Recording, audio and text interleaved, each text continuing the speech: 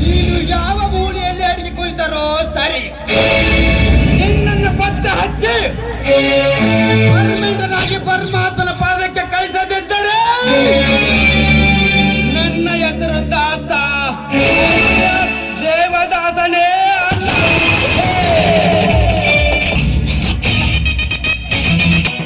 ನಮಸ್ಕಾರ ದಾಸ. ಯಾರು? ಓ ಭಾಗ್ಯಯ್ಯ, ಅಪರೂಪಕ್ಕಾಗಿ ಈ ದಾಸನ ಬೆಟ್ಟಿಗೆ ಬಂದಿ? ಹಾಗೇನಿಲ್ಲ ದಾಸ, ಒಂದು ವಾರದಿಂದ ಬೆಂಗಳೂರಿನಲ್ಲಿ ಪೊಲೀಸ್ ಸೆಂಟರ್ಗೆ ಕರೆದರು. ಅಲ್ಲಿಗೆ ಹೋದೆ, ಪರೀಕ್ಷೆಯಲ್ಲಿ ಮೆಡಿಕಲ್ ಅಲ್ಲಿ ಪಾಸ್ ಆದೆ. ಆದರೆ ಮುಂದೇನಂತ ಹೇಳು ವಿಜಯ, ಹೇಳು. ಫಸ್ಟ್ ರ್ಯಾಂಕ್ ಪಡೆದ ನಾನು 1,50,000 ಲಂಚವನ್ನು ಕೇಳಿದರು.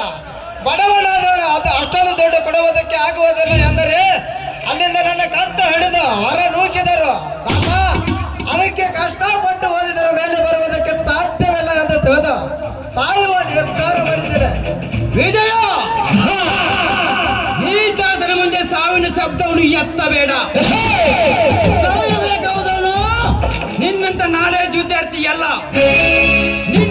ನಿನ್ನಿಂದ ಲಂಚ ಕೇಳಿ ನಿನ್ನ ಹೊರ ತಡೆದನಲ್ಲ, ಆ ಆರಾಮ್ ಕೋರ್ಸ್ ಸಾಯಬೇಕು.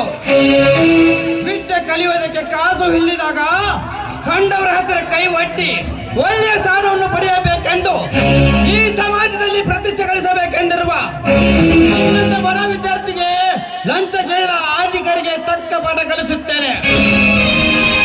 ಇನ್ನೊಂದು ವಾರದಲ್ಲಿ ನಿನ್ನ ಮನೆಗೆ ಆರ್ಡರ್ ಕಾಪಿ ಬಂದೇ ಬರುತ್ತೆ. ಸಾಧ್ಯವಿಲ್ಲ ದಾಸ. ಈಗಾಗಲೇ ಆ ಸೀಟಿಗೆ MLA ಮಕ್ಕಳು, ದೊಡ್ಡ ದೊಡ್ಡ ಅಧಿಕಾರಿಗಳ ಮಕ್ಕಳು ಅವರು ಕೇಳಿದಕ್ಕಿಂತ ಲಂಚವನ್ನು ಹಿಡಿದು ನಿಂತಿದ್ದಾರೆ. ಹೀಗಿರುವಾಗ ಸಾಧ್ಯವಿಲ್ಲ.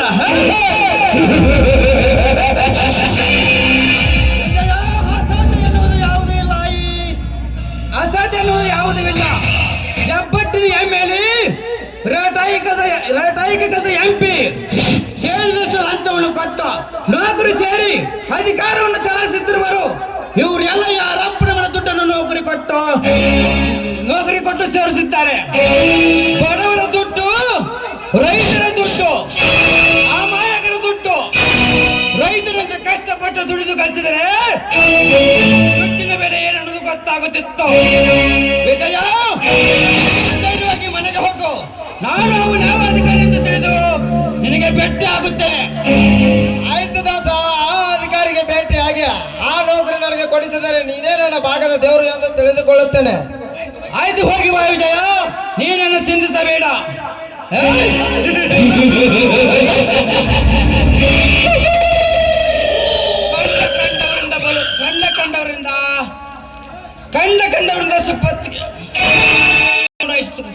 ಕಂಡ ಸೊಪ್ಪತ್ತಿಗೆ ಮೇಲೆ ಕುಳಿತು ಸುಬೇನಾಗಿ ಬರುತ್ತಿರುವ ಅಧಿಕಾರಿ ಇಂದಿನಿಂದ ಈ ದಾಸನ ಕೈಯಲ್ಲಿ ಆಗಬೇಕು ನೀ ಬೀದಿ ಬೇಕಾರಿ. ಇದೇ ಈ ದಾಸನ ಸಿಂಹದ ಶಿಕಾರಿ ಬರುವೆ ಅಧಿಕಾರಿ. ನಿನ್ನ ಜೀವ ಮಾಡಲು ಪರಲೋಕಕ್ಕೆ ಪರಾರಿ.